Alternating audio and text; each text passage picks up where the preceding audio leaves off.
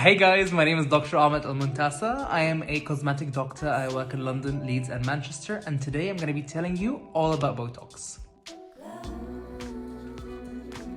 Is Botox safe?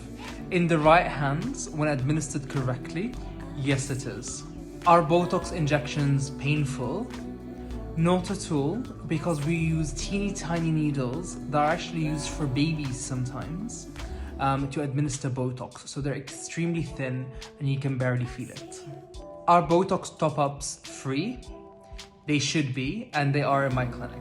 Can Botox go wrong? Yes, it definitely can. So if the Botox is administered in the wrong area, so affecting the wrong muscle, it can have the complete opposite effect. For example, if you want to get rid of lines in the forehead, similar to mine right now, what might happen if you inject it too low down, you might get a droop of your eyebrow, and that's not a look you want. Can Botox cause headaches? So one of the things about Botox, I always tell my patients, if you just had your Botox done, try and avoid laying down for the first 4 to 6 hours afterwards, because that might give you a headache. But actually, on the flip side, we use Botox very regularly to treat migraines, because a lot of migraines are actually because of tight muscles around the head, around the neck, and around the shoulders. So if you help those muscles relax, it will massively improve the symptoms of headaches that you currently have. Can Botox lift eyebrows? Yes, it can. So if administered correctly, it can give you a nice, subtle eyebrow lift, and that could help massively with hooded eyes as well. Which Botox is best? There are many brands of Botox out there. I prefer the original Botox, which is by Allergan. When Botox wears off. So on average, we always say Botox lasts for about 3 to 6 months for facial Botox. For other areas like hyperhidrosis or the jaw, it can last for a bit longer. With hyperhidrosis, Botox can lasting up to 12 months, which is fabulous. When Botox doesn't work, to be completely honest, Botox will work for most people. I think when it doesn't work for certain people, it's because they've not had enough of it. So for example, with people with bigger muscles, like gentlemen, they will require a higher dose. There have been some reported cases of people having some antibodies for Botox, which means they might not get the desired effects, and it might not work for them, but that's extremely rare. When Botox wears off, will my wrinkles be worse? The answer is no. So actually, because of the Botox effect and the muscle and skin not moving as much, the quality of the muscle and the wrinkle will be a lot better than before. Where Botox is injected.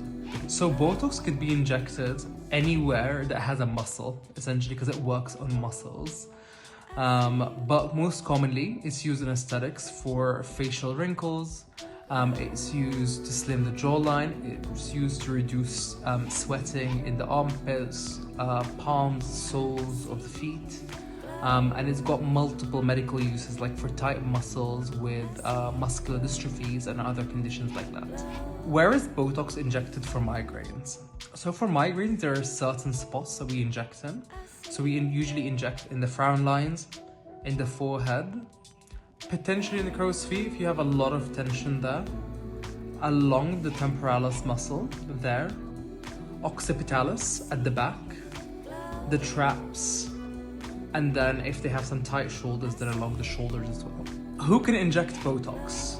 In my opinion, only medically qualified individuals can inject. So doctors, dentists, advanced nurse practitioners, pharmacists, midwives, so people that are medical. But unfortunately in the UK, you do get many beauticians and other non-medical injectors injecting Botox, which is disastrous in a lot of these situations. Who shouldn't have Botox? That's a great question.